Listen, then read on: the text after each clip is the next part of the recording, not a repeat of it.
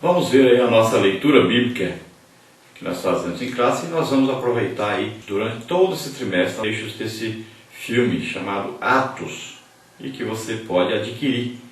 Seria muito interessante que todos os professores adquirissem um filme desse.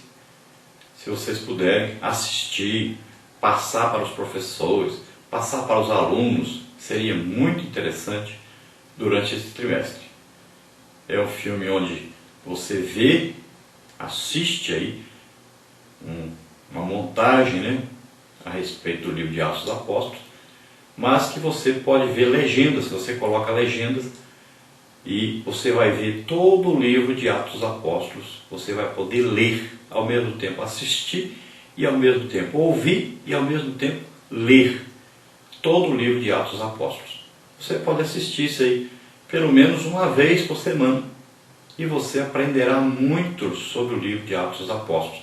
Durante esses 3 meses, se você toda semana assistir esse filme, então será uma maravilha, sua vida vai mudar completamente. Você vai aprender muito, mas vai dar um crescimento grandioso ao seu ministério, à sua vida de cristão. Vai lhe provocar o desejo de ganhar almas, vai lhe dar coragem, intrepidez, fé para ministrar batismo com o Espírito Santo, expulsão de demônios, os dons do Espírito Santo, milagres, de todo jeito. Então você vai melhorar, você vai crescer muito. Faça isso. Se você não pode adquirir o filme, se você não pode alugar numa locadora, se aí na sua cidade não tem, então leia o livro de Atos dos Apóstolos. Toda semana leia uma vez o livro todo. É bem pequenininho e dá para você fazer isso. Sua vida vai mudar completamente. E eu te garanto isso. Vamos ver então Atos capítulo 1, do versículo 1 ao versículo 5, que é a nossa leitura de hoje. Em meu livro anterior, Teófilo, eu escrevi a respeito de tudo que Jesus começou a fazer e a ensinar até o dia em que foi elevado ao céu, depois de ter dado instruções por meio do Espírito Santo aos apóstolos que havia escolhido. Depois do seu sofrimento, ele se apresentou a esses homens e deu-lhes muitas provas indiscutíveis de que estava vivo. Apareceu-lhes por um período de 40 dias, falando-lhes acerca do reino de Deus. Certa ocasião, enquanto comia com eles, deu-lhes esta ordem: não saiam de Jerusalém, mas esperem pela promessa de meu Pai, da qual lhes falei. Pois João batizou com água, mas dentro de poucos dias vocês serão batizados com o Espírito Santo. Glória a Deus. Então, nós podemos ver aí o início da igreja. Não quer dizer que a igreja hoje tem que viver da mesma maneira ou fazer as mesmas coisas, mas a igreja hoje tem meios de fazer muito melhor do que os primeiros cristãos fizeram. A igreja hoje tem poder financeiro, poder político, tem aí estudado, meios de estudar, de usar aí a Bíblia, tem meios para pregar e propagar o Evangelho via internet, revistas, jornais, televisão. Então hoje a igreja tem a facilidade muito maior. Precisa a igreja confiar mais, ter mais fé e exercer a sua função de representante de Cristo. Porque sempre as manifestações do Espírito Santo deverão estar à frente do Evangelho para que as pessoas se aglomerem para ouvir o Evangelho. É preciso milagres, curas, é preciso aí dom de sabedoria, de conhecimento, discernimento de espíritos, milagres, fé, curas, profecia, línguas, interpretação de línguas, tudo isso em operação na igreja, para que a igreja marche e vá retirando as trevas que estão invadindo aí o mundo cada dia mais, que a igreja vá tirando do reino das trevas e trazendo para o reino da luz aquelas pessoas que estão destinadas ao inferno. É preciso que a igreja seja uma igreja militante, uma igreja que guerreia contra o reino das trevas. E para isso é preciso a unção e o poder do Espírito Santo operando através dos cristãos, através da igreja. Então não há nada que possa impedir o avanço da igreja, desde que a igreja ela marche no poder e na unção do Espírito Santo. Não há nada, não há nenhum impedimento que possa existir que vá impedir o Espírito Santo. Não há maior poder do que o Espírito Santo. Não há bombas atômicas, não há petróleo, não há nada superior ao poder do Espírito Santo. Então, se a igreja marchar na unção e no poder do Espírito Santo, ela será sempre triunfante. Nada impedirá de avançar e derrotar o reino das trevas e trazer do reino das trevas para o reino da luz aqueles que estão caminhando para a morte, estão caminhando para a condenação eterna, para o inferno. Então livremos essas pessoas, marchemos no poder e na unção do Espírito Santo, com os dons do Espírito Santo em operação. Aí temos aí 9 dons do Espírito Santo para que a igreja seja equipada para essa luta.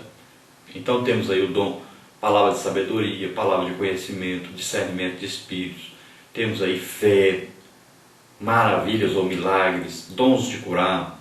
Temos aí profecia, dom de línguas, dom de interpretação de línguas. Então tudo isso em operação através da igreja. E a igreja marchará triunfante sempre, invadindo todas as nações, todas as etnias, todos os grupos, todas as pessoas do mundo inteiro. Nós podemos ver aí um conteúdo geral de Atos, nesse quadro que nós temos na nossa revista, que diz então, autor do livro de Atos, Lucas, o médico amado. O tema, a propagação triunfal do Evangelho pelo poder do Espírito Santo. A data, cerca de 63 depois de Cristo. Temos aí no livro de Atos, primeiro a introdução, capítulo 1, versículo 1 ao versículo 11, o derramamento do Espírito Santo, capítulo 1, versículo 12, e até capítulo 2, versículo 41. Temos aí depois a comunidade cristã em Jerusalém, capítulo 2, versículo 42, até o capítulo 8, versículo 1. Temos aí a perseguição da igreja, capítulo 8, versículo 1, parte B, até capítulo 9, versículo 31. Depois nós temos aí a igreja entre os gentios, capítulo 9, versículo 32, até capítulo 12, versículo 25. Depois nós temos aí o concílio de Jerusalém e as viagens missionárias, do capítulo 13, versículo 1, até o capítulo 21, versículo 16. E depois nós temos aí a prisão de Paulo e seu ministério em Roma, capítulo 21, versículos 17, e vamos aí até capítulo 28, até o versículo 31. O versículo-chave, esse que nós vemos na verdade prática, é capítulo 1, versículo 8. O propósito do Evangelho de Atos, relatar o avanço do Evangelho, saindo do judaísmo para o mundo gentil, revelando então a missão do Espírito Santo na vida e no papel da igreja na sociedade, bem como a continuidade do ministério de Cristo na propagação do Evangelho. Glória a Deus. Então nós vamos ver aí que Lucas escreve o Evangelho de Lucas e de quem ele aprende, de quem ele ouve para escrever. Ele mesmo diz que ele ouve daqueles que estiveram com Jesus. Ele ouve daquelas mesmas pessoas que receberam a palavra, os milagres de Jesus. Então ele fez um trabalho histórico e um trabalho também de entrevistas com as pessoas.